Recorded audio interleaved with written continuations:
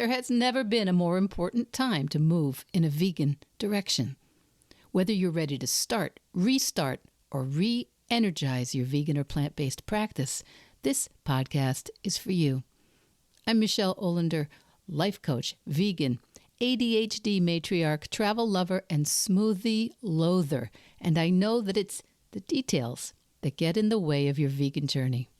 But I like to believe that the obstacle is always the way. So every week we meet here where I translate the tools of life coaching and Stoic philosophy.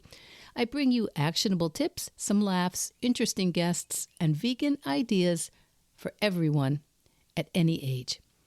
All to help you veg your best. Episode 244, Toastmasters to Hummus. Kimberly Winters on finding your vegan voice.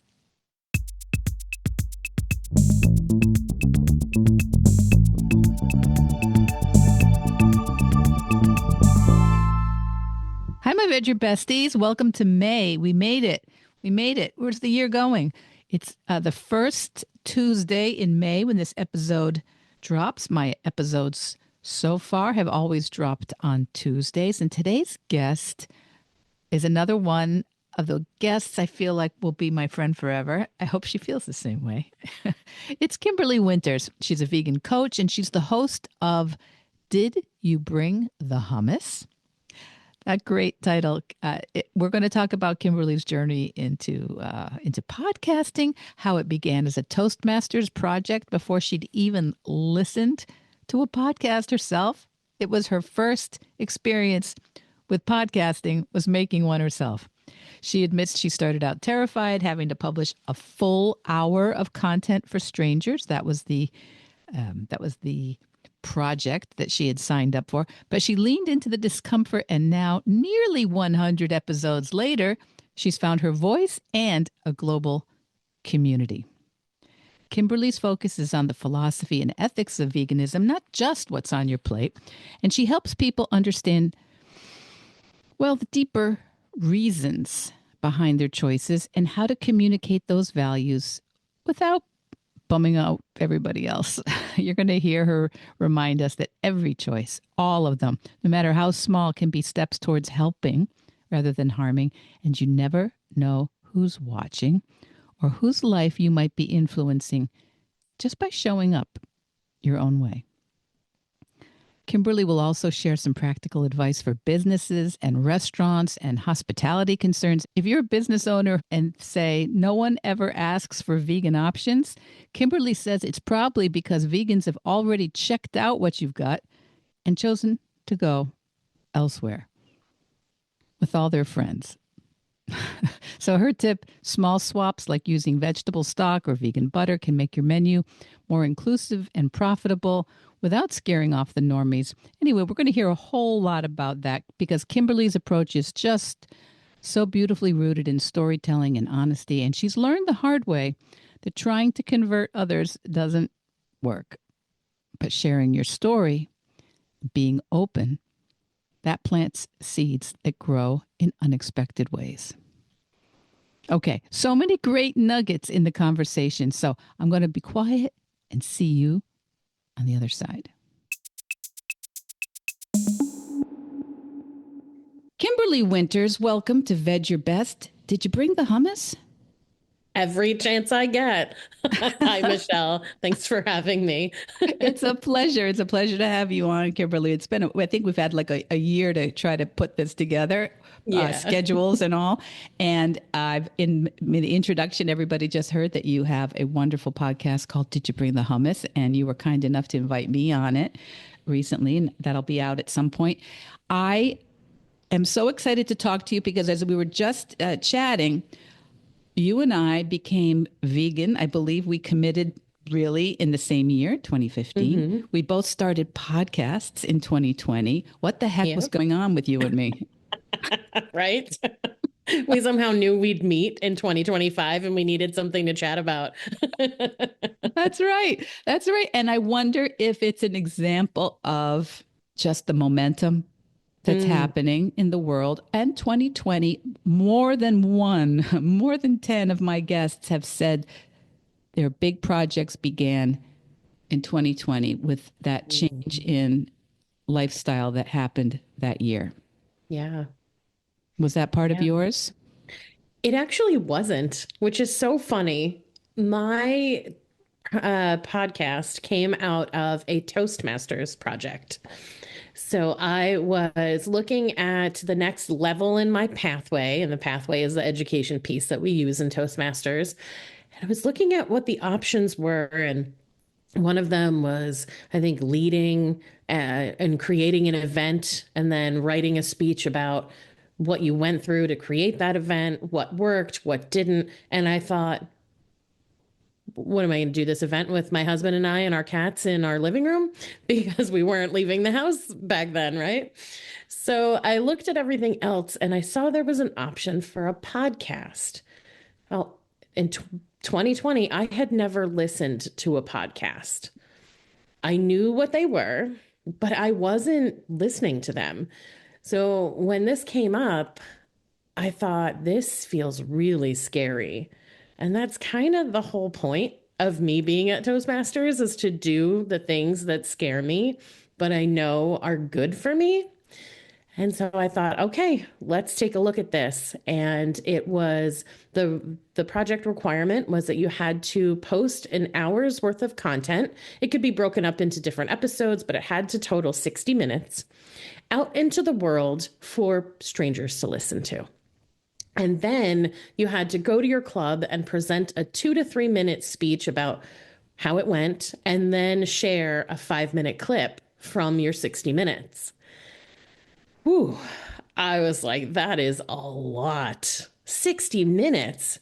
So I thought, well, I better talk about something that means something to me. And I'd been vegetarian since 2001. And as you said, had gone vegan in 2015. So at this point, it's my entire personality. So I thought, I've got to talk about veganism. And that's just how it started out. It was just me at first, just doing kind of informational episodes. My husband did join me for a couple. And then I thought, I want to start talking to vegans. And now most of it, episode 100 will come out with season 6, which your episode will be part of very soon. And here we are, almost 100 episodes later, and I've had a chance to chat with incredible vegans like yourself, doing amazing work in the world, and it is everything to me. Well, it's astonishing how many people I talk to where that transition to being vegan or sometimes vegetarian has informed it's not just their eating, it's not just their buying habits. It really has changed a whole trajectory beyond that. And so you mentioned Toastmasters. I don't suppose everybody knows what Toastmasters is. So before we go on, give them a little 60-second advertisement, public service advertisement. Toastmasters is an international not-for-profit group that trains people in public speaking. So you meet as groups. They're all around the world, and your local club might meet once a month, twice a month, like mine does, every week. Some of them do. And it's very structured, both in the learning process, which, as I mentioned, is called the pathway. And you learn how to build speeches. You learn about storytelling, effective gestures, filler words, and you learn how to structure speeches. And then you give those speeches in front of the group that you've joined. And we have evaluators. So someone is assigned to kind of assess your speech, how it went, what you excelled at, where you could use a little bit of help. And then also, I just had 2 filler words right there. There's always someone in the meeting who's counting those so that you start to become aware of them. And you can do it in a really kind way. So I know some people might be afraid of, like, oh no, what if someone tells me that I had 100 ums in my 7-minute speech? Well, now the next time you probably maybe will only have 90. And it just gets better from there. But it is very structured. Everything is based on like a time, so that you also learn how to speak within a time frame. Because any chance that we get to share a message, if someone has asked us to do that, they probably have a timeline. So whether you're giving a speech for 5 minutes or a keynote for 25 or 45, you've got to know how to stay within that time frame and get the feel for time as well. So it builds so much more than just like, this is how you structure a speech. This is what you should say when you get up there. It is like a holistic approach to learning how to be an effective public speaker. Well, I feel that in my work, you talked about the filler words. Over the past 229, whatever, 30 podcasts through the seasons, my filler words have changed as I've become more, noticed them. And some of them, I swear, are like drinking games. I say them so much. It's like just every time Michelle says so. Yep, that's mine too. Is it? Yeah, It is. so. Now, you've also said you leaned into scary with the podcast. Famously, public speaking is something people are terrified of. Was that what drew you Yes. to Toastmasters? Yes. Yeah. I was doing some presentations more verbal than anything at work, like kind of over a WebEx without video and without presentation, but I was kind of delivering information to large groups over the phone. And I thought I could be better at this, make it more interesting. There's nothing for them to look at. So I really have to learn how to use my voice. So that was part of it. And then I also had just completed a coaching certification, and I really wanted to shift out of a full-time job in a corporate setting, which I'm still working on, and move into doing kind of my own thing. And I thought, well, if you want to be able to tell people about what you can offer and how you can help them, you have to be able to talk to them. And I wanted so badly to be able to be up in front of people. But when I would do it, I would freeze. I would get that lump in my throat. And it would almost become painful to eke out any kind of sound, let alone words. So I thought, okay, I've got to figure this out. So I started looking at different types of offerings out there. And you can find some very pricey public speaking courses that are, a week long. You go into New York City and you spend $5,000 and you're supposed to be, ready for your keynote at the end of 5 days. And it's just so absurd because you can't be ready for your keynote, not effectively anyway, in 5 days.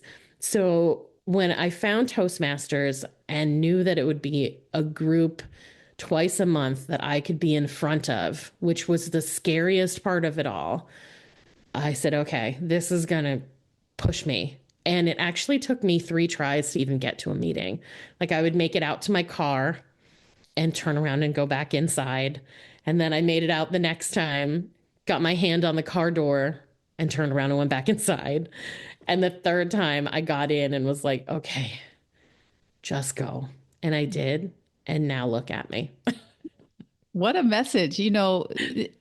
I think we see all around us, we see people's afters. We don't see people's like crying and terror and crying up all night and hyperventilating in the bathroom. And we don't see that. To all of that. So it is interesting to me when I see people recognize what they consider to be not a strength. It might not be a weakness, but it might just be an indication of where the next step or the next level of growth is for them. And in this such a busy world, squirrel, squirrel, squirrel, I mean, you somehow stayed focused on it. It's like the one thing. Oh, and the podcast. Yeah. Yeah. And being vegan. Right. And you're still So maybe married. there's more than one thing. As a coach, I have to draw your attention to that.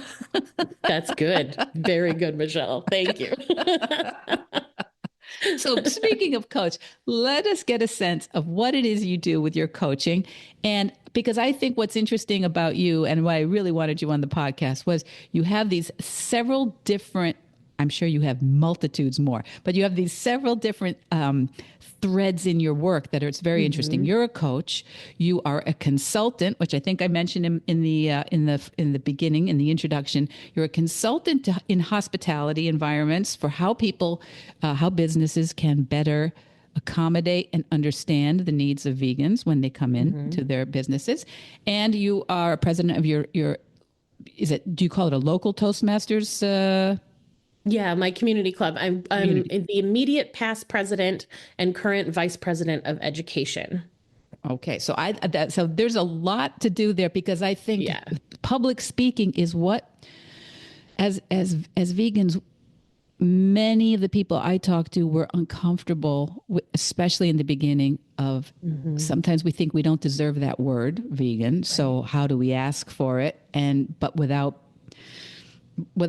putting ourselves in a situation where, oh yes, but look at what you're carrying and where you're sitting and your car seats, and we don't want to be distracted by all the dissonance in there. We're just trying to make a new choice, a better choice Hmm. each day. So that's a lot about our communication style. So I would like to basically start with, as a coach, where is your emphasis and what kind of people do you typically help? Yeah, thank you. So my emphasis is on helping people understand what veganism is, why people do it, and specifically to the person I'm working with, why they are doing it from the philosophical perspective. So understanding the ethics, the definition of the word veganism. I'm not creating, meal plans or giving nutritional advice that's completely outside of my expertise. But diving into our connection, what it means to be vegan, how we can show up as vegans, and how we can communicate that is really my sweet spot, if you will. And when people are pre-coaching with you Hmm. and then post-coaching with you, what are some of the things that they have, if not mastered, they've leaned into or gotten a little more familiar with? Yeah. Well, certainly fully understanding veganism. So often when we talk about veganism, we're so focused on what are you eating? And we forget that being vegan really kind of is like a guideline of choices that we make. Because every single choice we make every single day, we can choose to harm or to help. And so every time we're choosing something that helps, we're choosing a vegan option. And we are learning each time we do that what that means, deepening that connection. And then also, the more we understand these decisions we're making, the easier it becomes to communicate why we do it, why it matters to us, even if the person we're talking to is not interested at all in making that same decision. So someone comes to me, they might have an idea of what veganism is, and they might know that they're interested in it. There's something about it that they've been pulled to, and they want to be able to, once they make that choice and start living differently, because you do live differently, then they want to be able to have effective conversations and maintain relationships, or be able to work within relationships to kind of shift some things, but still have that relationship continue in a way that is beneficial to both of the people involved. So they'll come into it needing all of that, and they leave at the very least with a solid understanding of veganism, why they have made the change, what it means to them, and understanding how to communicate best for them so that they can show up as a vegan, be effective, and not alienate the people who are around them who are maybe making different choices. It's so good, this idea of reminding people what they are doing, what they think, what they can think, what I can do. I find most of us, especially in the beginning, get very, very, very into other people's business and Hmm. what they should be doing. And we see all the problems in their actions. Oh, yeah. or or we think impossible because they won't do it too. Hmm. Yeah, but you never know. That's the most powerful thing about making the choice and then just showing up as a vegan. You have no idea who's watching and who is taking in what you're doing, what you're saying, the choices you're making. And even if they're not consciously thinking, maybe I want to live like Michelle does, it's still percolating in the back. And it might come out. They might hear something from someone else or see something, read a book, hear a talk, and it clicks. But you were that first one to kind of plant that seed in them. So it's really powerful when we feel like it's so big and it's overwhelming to be vegan or to try to get people to understand what we're doing. It's these little micro moments that we're not even aware, that we're making an impact. And so I also try to kind of remove a lot of that. When you first go, I know I first went vegetarian and I wanted to tell everyone what they were contributing to by eating meat. And I couldn't help myself but to be like, hey, here's why you shouldn't do that anymore. And it was not effective. And so I've learned what works for me, how people react to me, and I've tweaked that. And now my communication style around it is so much different. Yeah, that's very interesting. I I've told you in the past I have a bunch of grandkids. I have one who's really a solid beginning reader, and I have a couple others who are in the very pre-reading space. And I hear from educators and preschool teachers. I hear, you know, you have to be exposed to an idea many, many, many times. You have to see parts of it. You have to, before that brain puts together the solution for it. Mm-hmm. We tend to understand things backwards. When we're looking back on it, we see the end result. We don't see all the little things, the mommy pointing to something on a sign, dad Mm-hmm. or aunt or grandmother, or bringing out a block and singing a song that goes with it. All of this is so cumulative, and it's true with every Mm-hmm. part of our lives. Yeah, absolutely. It's Yeah. really a learning curve. Now, so these are the individuals you work with coaching, and then you Mm-hmm. work with companies. Yes. Yep. So, one of the things that I think a lot of non-vegan businesses haven't yet realized, and some have, is that vegans exist. And it's in their best interest to figure out how to serve them. So there are some restaurants that are very much like, I don't care because what is my vegan? No one even ever asks me for a vegan option. Or I've been open for 5 years and I've had one person request a vegan option. Well, let me tell you why that is. It's because the vegans aren't coming because with the internet, we check your menu first. And those friends that we're going with who are non vegan, who would have been at their establishment, eaten food and paid money and brought in some revenue for that restaurant, they're not going either.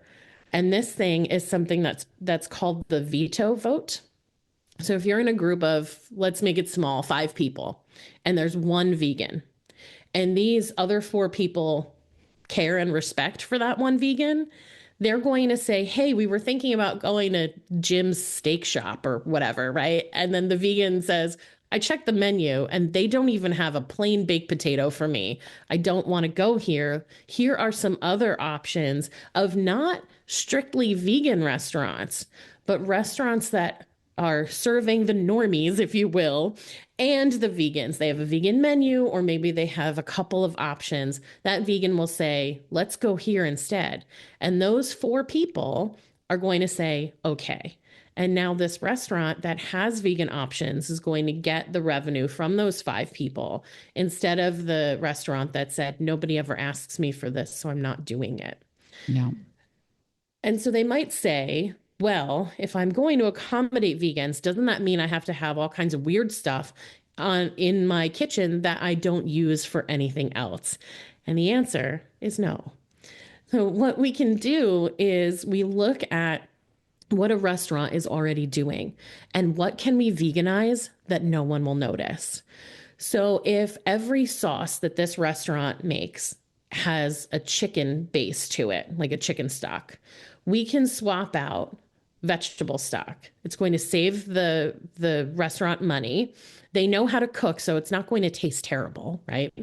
And if it was, say, like a tomato sauce that had a chicken stock, now that tomato sauce, everyone can eat it. You can accommodate a vegan, you can accommodate a vegetarian.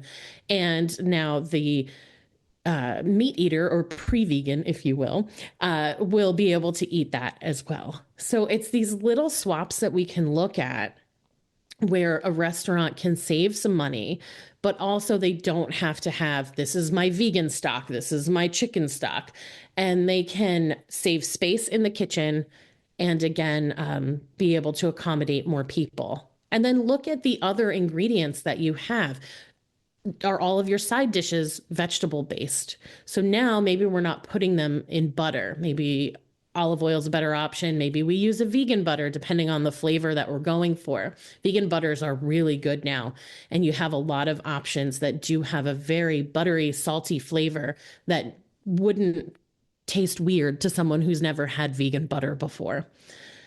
And so these are, if we look at what other vegetables and things do we have, how can we turn that into an interesting dish that is nourishing and exciting for a vegan?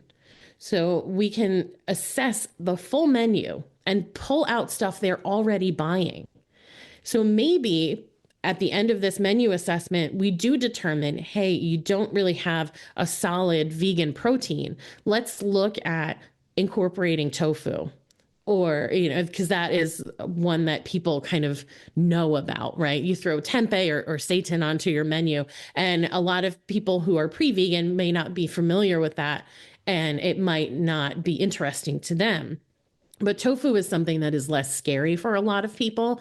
And so if we just bring in some tofu, now we've made some other swaps. We're using more vegetables. They're having less waste in the kitchen, less food waste. So it balances out bringing in, some tofu, and we're making exciting dishes for vegans. So they're interested. And there are ways that we can look at veganizing a popular dessert. Maybe it's a matter of simply swapping out oat milk from the cow's milk. And so even if you still make that traditional cow's milk based dessert, you can easily have all of the other ingredients in there be vegan. The chocolate doesn't have milk in it, that kind of stuff. And now you also have a vegan dessert, because as excited as we as vegans are to look at a menu and see that there's a pretty cool entree option, we would love to be able to enjoy like everyone else. Let's get an appetizer. Let's have our entree. Let's have a vegan dessert. And even if a restaurant offers only one of each of those things, that just feels so much more caring and interested. The vegans are excited to go. The pre-vegans with them are ready to go because the menu looks normal, regular to them as well. And it just is a such better way to be inclusive.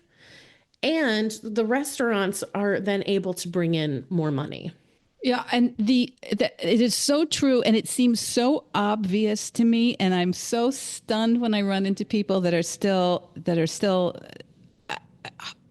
I can only I know sometimes it's just not thinking about it and being busy as we all are, and trying to just get through the day without adding something to our plate, but it is really not that hard, and it's amazing the places that you would think.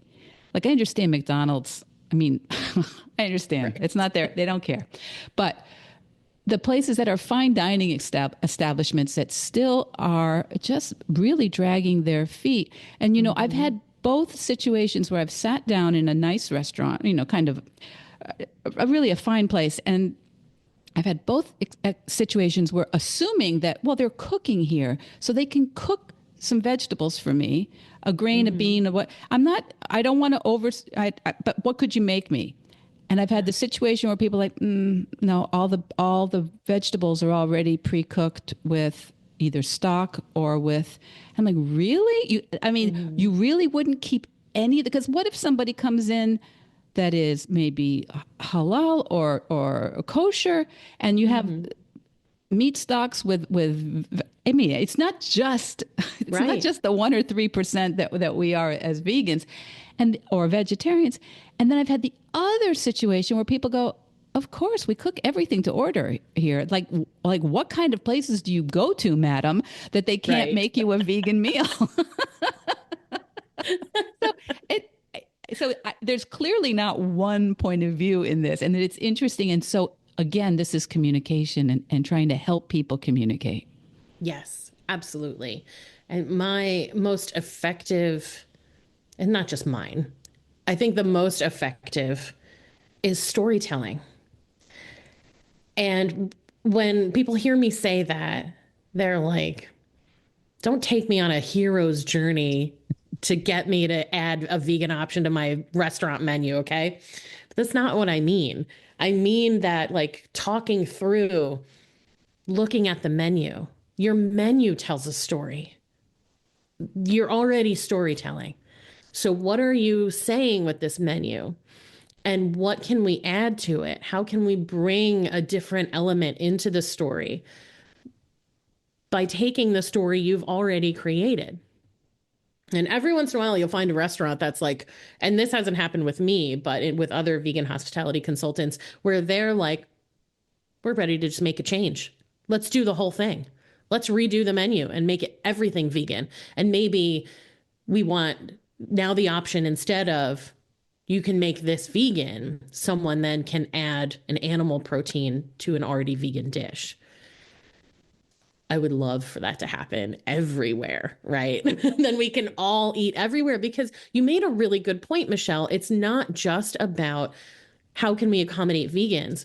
There are so many allergies. There are people who are following different dietary guidelines for so many different reasons, religious, allergies, whatever it is. And so if we can save the restaurant money, because we know how difficult it is to run a restaurant. I can remember from the time I was a child. I don't know why people were telling me that it's difficult to run a restaurant, but even as a little kid, I remember hearing like, Don't "Oh, start a most restaurants restaurant, fail in the Kimberly. first 5 years." Yeah,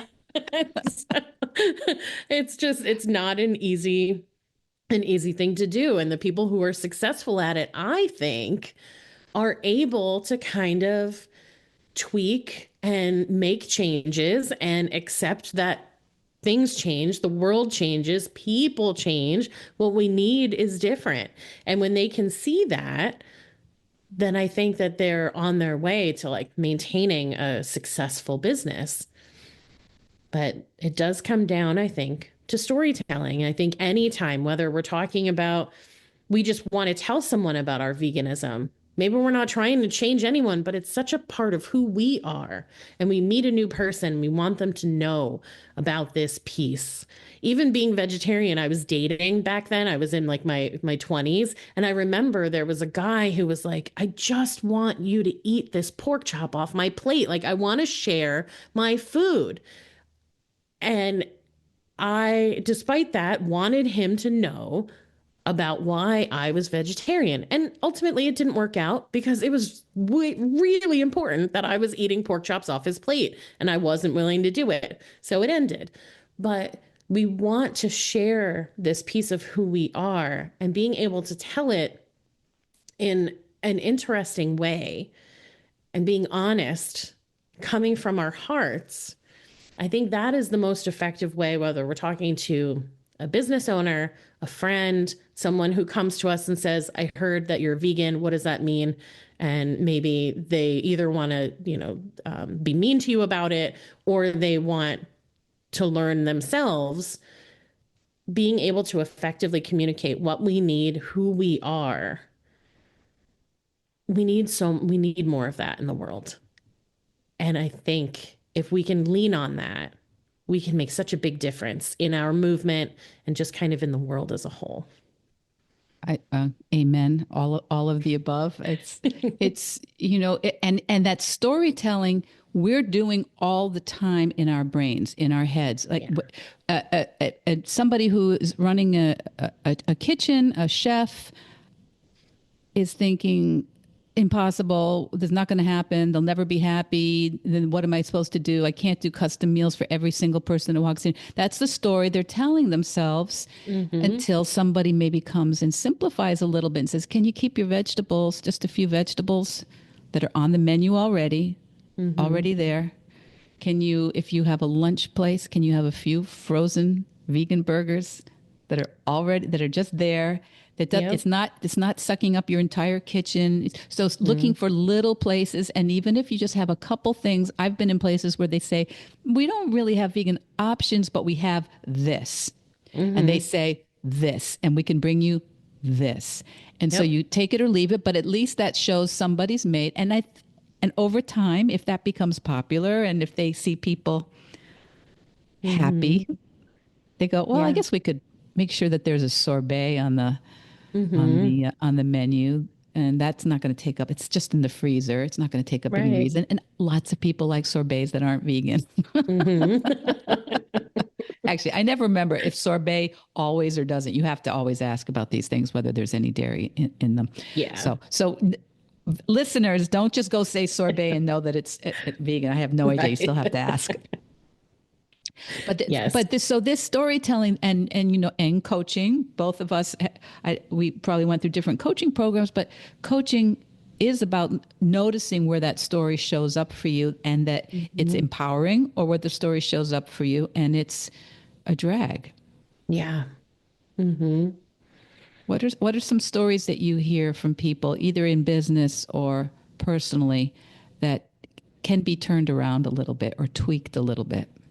My favorite one from an individual is always, I can't do this. I can't actually go vegan. And the fact that they're even talking to me means that something behind that story is telling them that they can, and they just haven't realized it yet. So it's helping people get out of their own way and try to hear that story differently, or maybe even rewrite it. We feel like we can't do something for so many reasons. It's so much more than just, I could never go vegan. It's too hard. My family would never go for it. Whatever reasons they pull out, it's so much deeper than that makes them think. It's, a moment when they were a child and someone said, you can't do that. And then they couldn't do it. They failed and they didn't try again because it was the first time they'd ever done the thing. Of course, you're not an expert the first time you do anything. We're supposed to be messy at first. We're supposed to make mistakes. That's how we learn. We should be encouraged, and a lot of children are not encouraged to make mistakes or do things messy, so that they have the opportunity to learn. And we bring those stories and those tapes of that person in your life that was always just, no, you can't. And it just replays. And we do it long enough where it's not even that person's voice anymore. It's your own. And as scary and sad as that can feel and be sometimes, it's super empowering because that's in your head. You can actually make that change. It's a lot of work, but it's worth it. And when we do it, there is nothing that we can't be capable of if we're willing to rewrite that story, hear something different, and be a little messy at first. The process of just recognizing when something is a story is even just that, going, oh, I hear myself saying, well, like you said at the beginning of the hour, you said, it's the only thing I've stuck with, Right. Really? Totally untrue. Yeah. And it's not to make anybody wrong. It's to just remind we all literally, all of us do this. Now, there are some people like my husband who tells stories in his head, which are how Grady is. He's clearly his mother's favorite from from before birth. He is just completely, there's no one with better self-talk than my husband. And I remember when I first, before I kind of understood any of this years and years ago, as a young, when we were dating, I would just listen to him and go, what must that be like to just Right? assume that your mistakes are positive and Yeah. I don't know how we do that, but just noticing when we're saying the opposite, we're making our hmm mistakes mean something catastrophic about ourselves or permanent or about ourselves, Right. or that, oh, I would love to do that, but too late, too hard, hmm can't do it. Yep. I've never stuck with anything in my life. I hear that from not just you, I've heard that from hmm many, many people. So our listeners typically are in the middle, or sometimes I say not in the first flush of youth. We are people who have a lot of stories we've been saying. We have a lot of hmm stories we've reinforced in our behavior for years and years. And some of us are really pushing in on veganism or plant based lifestyle, and others are just midlife thinking, okay, how am I tweaking this second act or third act in some cases? What are what can we offer them? What can you offer them, Kimberly, in terms of a thought, like a thought experiment to look for in terms Hmm. of moving forward? Hmm. I love that. I think when you mention that some people are leaning into veganism or plant-based or just trying to kind of tweak that, do it. You can do it. And there's whether you want to work with someone like you, Michelle, or like me, or you love to just find stuff on the internet and find your inspiration and your accountability and your motivation from there. There's tons of free stuff out there. Just dive in. Mm. What do you have to lose, right? We're we're getting older every day, and we are making, if you're willing to make this big important choice and change, just dive in and start learning. You can go at your own pace, but like commit to it. Commit to being part of it and learning and growing and changing and see where it takes you. That has been the biggest thing for me. When I joined Toastmasters, I thought this is going to get me better at giving these talks over the phone at work and comfortable in front of people to talk about coaching. What it has given me, though, that I had no idea was my voice.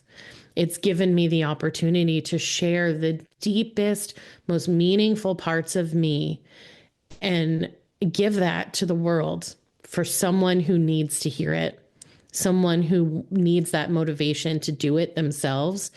I had no idea what I was going to get from all of this. And I can't even put into words how thankful I am every day that I am here and able to join people like you on your podcast and have people like you join my podcast. And we don't know what beautiful, incredible things are coming next. And if we just are willing to be open to it, that really, I think, oof, Mm. just be open to it. Dive in and see where it takes you. I think that's so true. The time goes by either way. Yeah. and and things are hard and messy either way. hmm So we're not avoiding a tough time really by not trying things that really matter to us or that we're interested in. Sometimes I think just hmm being interested in, people think, well, just being interested, am I going to change my entire life? Am I going to completely, upend our traditions and our family life and the people I hang with and how we hang with them? And like, yeah, maybe one meal at a time or one hmm choice at a time. Yeah. People, we can't, nobody begins as a vegan, I don't think. Right. Yeah. Those few people who are raised from birth or from conception having been vegan, amazing for them. But most of us did not have that opportunity. And we did have to do it at our own pace and figure it out. And, the thing is, there will be people in your life, more likely than not, that maybe won't be part of your life anymore. But you'll meet new people. And the people who are already there, that love and respect and are willing to accept you always for who you are, they'll still be there. Yeah, and there are other Yeah. things they would have rejected you over too. Oh, yeah. Right. Yes. If someone is so upset over you deciding to go vegan or even just following a plant-based diet, that relationship was not long-term anyway. So for podcasting, what's something you have learned? Because I want to respect your time and let you move on with your day, Kimberly. But did you bring the hummus? Tell me Mhm. something about what you'd like to accomplish. Because I know with my podcast, it's for people who never work with me one on one or who want to Mhm. are thinking about it, want to get to know me a little bit better. What are you trying to accomplish with Did you bring the hummus? Yeah. So the mission of Did You Bring the Hummus is to inspire listeners to go vegan through powerful stories and meaningful conversation. Every interview that I do begins with the question, share with me your vegan journey. And we end talking about hummus. And then in the middle is just celebrating vegan life and what that vegan who I'm interviewing at that time is doing, or something that's meaningful to them in their business, in their world, or some message that we want to share. So the interviews are always kind of just demonstrating, look at what all these different vegans are doing. We all have the same mission at the end of the day. We're all working toward the same thing, but boy, are we doing it in so many different ways. So, someone who feels like, I don't know if I fit in there, or that's not really for me, or, my expertise is all tech. How is that related to veganism? Trust me, you'll find it because it is. And my individual episodes are always stories to just kind of connect you to an aspect of veganism, to a specific animal or someone that whose story needs to be told. And so it's kind of a mix of a few things, but ultimately I would just love for someone to hear a story and go, Michelle went vegan and I feel connected to her after listening to her episode. I wonder if that's for me too. And what did you need to know? What valuable piece of wisdom does Kimberly Winters today in we're recording this at the end of March 2025, back in 2020, Mm. what could she have told you when you were back then? Um, I wish that I had thought further along that I was actually going to love the podcast and do it and keep going, because the consistency piece is so important. And I found that I was doing episodes last minute to try to make, I told people it's going to come out on Mondays, got to make sure it comes out on a Monday. And so Sunday night, I'm scrambling. What am I going to talk about? Is it edited? Is it okay? Because I still do all of my editing and producing myself. So I've got to make sure that I've got it all done. So now the biggest lesson that I've learned podcasting, being effective, showing up for my listeners in a meaningful way, is that I am prepared. I do a backlog of episodes. I produce the episodes and schedule them, then announce a season, and we work through the season. And the episodes are ready to go well before they're scheduled to be released. That has been my biggest learning from a podcaster perspective. And I'd love for anyone interested in podcasting to really take that to heart and make sure that you are prepared and ready so you're not doing last minute episodes. Yeah, and that doesn't have to be onerous. It doesn't have to be. It sounds Right. awful, right? I mean, you need to be prepared. I know. Oh, Kimberly, so boring. That's terrible, but it's actually fun, and but it's one of those things. One of my themes for the last year has been systems, putting systems in place, and just like being a vegan, you need to have some systems. They don't Yeah. have to be all the systems. They don't have to be the perfect system, right? Mhm. What are some systems that are not for the podcast that make your life as a vegan a little more streamlined? Would you say?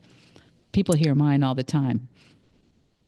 Meal planning, and not in like a very rigid, and I don't batch cook, but just having an idea of like, these are kind of the themes. Sometimes we'll do themed weeks, like burger night and taco night and all of that. And then we look at the fridge and we know what we can kind of pull together, and having sauces on hand, whether you've made them yourself or you love sauces you pick up at the grocery store, that as far as food makes life really easy. I find that veganism in the rest of my life, I don't even think about it. It just is. So I wonder what that system is. Practice, I'm not probably. You sure. probably just have found something that works and you stay with it. But Yeah. And I still always read labels. yeah, Even if I've been buying the same product for the last 20 years, you never know when they're going to change the formula. So they I'm do. still always reading labels. Maybe that's the thing. That's the system, label reading across Mm. everything. Because you'll learn something. Yeah, And that yeah, is true. you'll learn something. Kimberly, this is so valuable. I want everyone to listen and subscribe, and you make sure you follow, because when a podcast is on a season, Hmm. sometimes if you don't follow it, you might, when they're a little bit on hiatus, you can kind of drop off. So you want to make Yeah. sure that they subscribe on whatever platform that they're on, that they listen to podcasts on. They want to make sure that they subscribe to Did You Bring the Hummus, so that when the season shows up, you are there, they're loaded, they're ready. Yeah. All the wisdom is right there. Yes, that is an excellent point. Yeah, it's important. It's important because and that way it reminds you, your phone reminds you, and you can Hmm. share it with people. There's so many great things you can do with that phone these days. People Yeah, complain about social media and the phone, but there's a lot of good you can do in the world with it. absolutely. Kimberly, it's such a delight to have you with us. Everybody listen to Did You Bring the Hummus? And just before you go, did you bring the hummus? I don't have any with me right here at my desk, but there is some downstairs in the fridge. Okay, always. Always bringing the hummus. Kimberly Winters, thank you so much. Thank you, Michelle.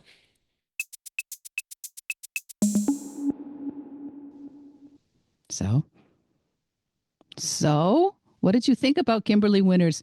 If there is a theme on Veg Your Best, it has to be the idea that most of us have no idea what we're capable of until we begin, until we make friends with the idea of being uncomfortable, nervous, afraid of judgment, afraid of failing, afraid of people saying, "What the heck are you doing?" I'm so grateful to Kimberly for coming on the podcast, for sharing her journey from Toastmasters, nervous Toastmasters beginnings to podcasting confidence, and for her wisdom, which she really does have a lot of wisdom to share on vegan communication, community, and the power of simply showing up. Kimberly reminds us that even if you think you can't do it, the fact is, that you're just considering it, and that means you probably can, and at least can do a lot more than you think. And it's 100% okay to be messy while you figure it out. Kimberly's podcast, Did You Bring the Hummus?, starts every interview with a vegan journey and ends with hummus because, as she says, there's always some in the fridge, even if it's not at her desk. And the best way to get to know more about Kimberly is to listen to some of those 100 episodes in her back catalog. Anyway, thank you so much to Kimberly Winters, and I recommend you all look her up on Instagram and subscribe to Did You Bring the Hummus? And look for me to be a guest over there on Did You Bring the Hummus in the year ahead. And remember, following, liking, sharing, supporting vegan and plant-based podcasts and social media accounts, that's another super powerful, helpful way for you to veg your best. Veg Your Best podcast production, music, and editing by Charlie Weinshank. Thanks, Charlie. Before you go, it would mean so much to me and the Veg Your Best team if you would hit subscribe, leave us a 5-star review, or share with someone you think might be interested. Something about algorithms, it helps bump us up a little in the rankings, and that's the best way to help others find the podcast and for us to find our audience. So, until next week, make it easy and veg your best.